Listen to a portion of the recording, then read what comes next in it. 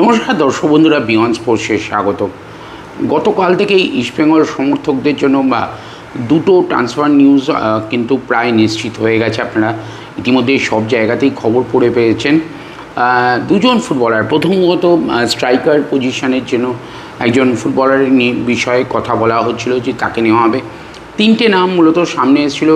ইউসুফ ওটোমেনজু, ওই নামটা আমরা আগেই ভিডিও করেছি, আপনারা দেখেছিলেন।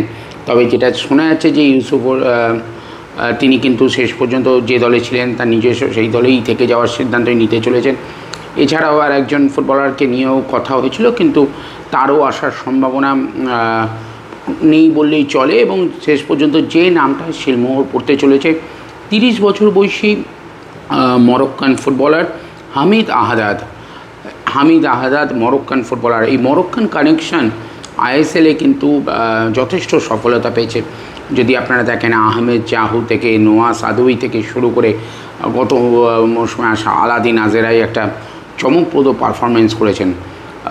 তো তাদের দেখানো পথেই কি এবার ইস্টবেঙ্গলে সফলতা পাবেন এই হামিদ আহাদাদ, 30 বছর বয়সী সেন্টার ফরওয়ার্ড। তবে হামিদ আহাদাদকে নিয়ে যে কথাটা বলতে হয়, তিনি মরক্কান লিগেই মূলত খেলেছেন।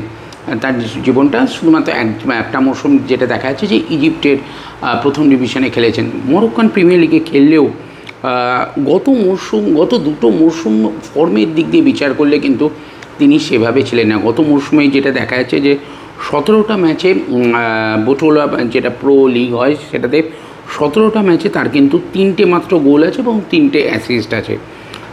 তার আগের মরশুমেও যদি আপনারা দেখেন, সেখানেও দেখতে পাবেন হয়তো 6টার মতন তার গোল আছে। এক্স্যাক্ট ফিগারটা আমি দেখে বলে দেবো আপনাদের, যে সেখানেও কিন্তু সেই রকমভাবে তিনি কিন্তু সফলতা পাননি। যেটা দেখা যাচ্ছে 33টা ম্যাচে গত 2023-24 মৌসুমে এই সেম দলের হয়েই তিনি খেলেছিলেন। 33টা ম্যাচে তার 9টা গোল ছিল এবং তার অ্যাসিস্ট ছিল একটি।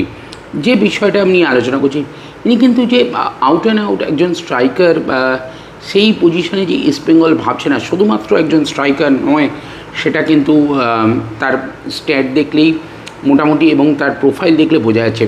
অনেক প্রোফাইলের সাথেই আমরা যেমনটা বলেছিলাম, অনেক ফুটবলারের সাথেই কথা বলছে, কিন্তু আলটিমেটলি ফর্মের দিক দিয়ে বিচার করলে হয়তো বাকি দুজনের থেকে এই হামিদ আহাদাদ কিছুটা হলেও পিছিয়ে থাকবেন। কিন্তু মনে রাখতে হবে, মরক্কান প্রিমিয়ার লিগ যে লিগে খেলছেন তিনি, ইন্ডিয়ান সুপার লিগের থেকে অনেক ধাপ এগিয়ে সেই মরক্কান প্রিমিয়ার লিগ। তাই সেখানের পারফরমেন্স বিচার করলেও ইন্ডিয়ান প্রিমিয়ার লিগে তিনি কী করবেন সেটা কিন্তু সম্পূর্ণ আলাদা বিষয়। কেন মানতে দ্বিধা নেই, মরক্কান থেকে আমরা এখনও অনেক ধাপে পিছিয়ে আছি আমাদের আইএসএল। তো সেক্ষেত্রে ইন্ডিয়ান প্রিমিয়ার লিগে এসে তিনি যে অসফল হবেন বা গোল করতে পারবেন না, সেরকম কিন্তু ধরে নেওয়ার কোনো কারণই নেই। এছাড়াও তিনি তার গতিটাও কেউ কাজে লাগাতে চাইবে। ইস্ট বেঙ্গল একজন তার অফ দ্য বল যে পেস আছে, সেই পেসটাকেও কিন্তু যথেষ্ট কাজ, আপনারা তার বিভিন্ন ক্লিপিংসও দেখতে পাবেন।